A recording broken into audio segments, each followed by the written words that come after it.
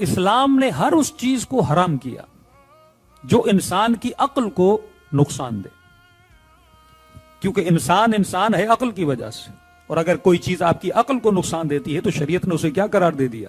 حرام قرار دے دیا۔ مثلا شراب نے اسلام حرام قرار دی۔ اب آپ پوچھیں گے کہ مولانا شراب حرام کیوں ہے؟ انگور حلال، اس کا جوس جو شراب کی صورت میں نکلے حرام، کھجور حلال، اس کے شیپ اگر بدل جائے شراب میں آ جائے تو حرام۔ شراب کیوں حرام ہے؟ کیونکہ جب آپ شراب پیتے ہو تو سب سے زیادہ جو چیز انسان کی ختم ہو جاتی ہے وہ انسان کا کنٹرول ختم ہو جاتا ہے۔ جیسے آپ بولے کہ آپ مہنگی ترین گاڑی میں بیٹھو لیکن گاڑی کے اندر بریک نہ ہو تو گاڑی کسی کام کی نہیں، آپ کا بھی نقصان کرے گی، اگلے بندے کا بھی نقصان کرے گی۔ تو ہر وہ چیز جو انسان کی عقل کو زائل کرے، انسان کے بریک کو زائل کرے۔ اب عقل کا پتہ کب لگتا ہے کہ میں نے بریک کہاں لگانی ہے کہاں نہیں لگانی؟ اب یہ شریعت آپ کو بتاتی ہے کہ جتنی انسان کی عقل مضبوط ہوتی ہے اتنا انسان کا کنٹرول مضبوط ہوتا ہے۔ مثلا باپ ہے، سامنے بیٹا ہے، ان دونوں کی لڑائی ہو گئی، باپ نے اپنے جوان بیٹے کو تھپڑ مار دیا، اور جیسے آپ نے اس کے چہرے پہ سلیپ کیا، اب ظاہر بچہ ہے، جوان ہے، 16-17 سال کی ایج ہے، کسی کو اچھا نہیں لگتا کہ 4 لوگوں کے سامنے میری انسلٹ کی جائے، اس کو غصہ آ جائے گا۔ اب جب غصہ آئے گا تو یہ بدلہ لینا چاہے گا، جب بدلہ لینا چاہے گا اگر عقل اس کی کام کر رہی ہوگی تو پھر قرآن کی آواز آ گی وَلَا تَقُولُوا لَهُمَا اُفٍّ۔ اے انسان جب غصہ آئے تو یہ دیکھو غصہ کس پہ اتار رہے ہو۔ سامنے باپ کھڑا ہے، سامنے ماں کھڑی ہے، سامنے بڑی بہن کھڑی ہے، سامنے کوئی مقدس شخصیت کھڑی ہے، تو یا انسان نے کیا کرنا ہے؟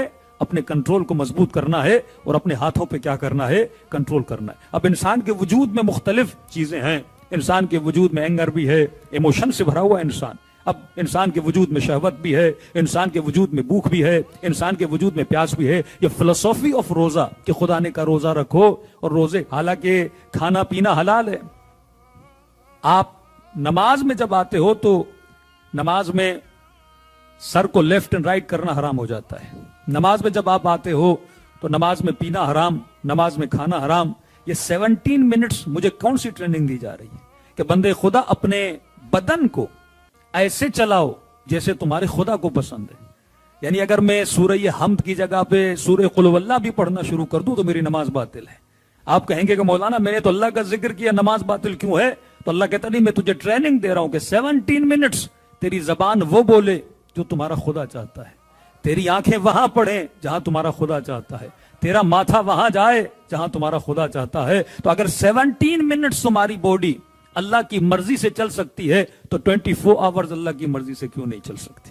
یہ ٹریننگ دی جاتی ہے۔ لیکن جس انسان کے اندر کنٹرول ہی نہیں ہے، جس انسان کی عقل زائل ہو جاتی ہے، یہ کنٹرول، اسی کنٹرول کا نام تقویٰ ہے۔ کہ مولانا تقویٰ کا مطلب کیا ہے؟ جس کی جتنی عقل مضبوط ہوتی ہے اس انسان کا اتنا تقویٰ مضبوط ہوتا ہے کہ میں نے کہاں سے زبان سے کون سی بات کرنی ہے، آنکھوں سے کیا دیکھنا ہے۔ میں چھوٹی سی مثال دے رہا ہوں، کوئی کاؤ ہو، کوئی بھینس ہو، کوئی بکری ہو، آپ نے اپنے گھر میں رکھی اور گھر کے سامنے ایک چھوٹی سی زمین پہ آپ نے گروس لگا دیا، گھاس لگا دی، اور بکری کو رکھا کہ یہ گھاس کھائے۔